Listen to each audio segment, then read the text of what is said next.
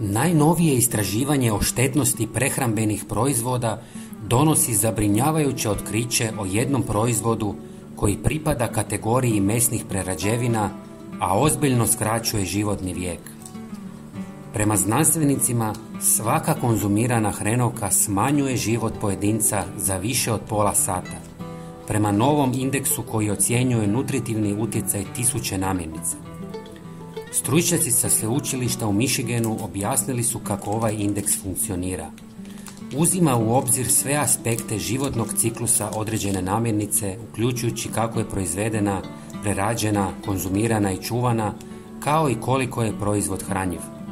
Promatrajući faktore rizika kao što su natrij i transmasne kiseline u hrenovkama, te uspoređujući ih s prednostima kao što su polinezasićene masti i vlakna, dolazimo do krajnje vrijednosti od 36 minuta života koje svaka hrenovka uzima pojedincu.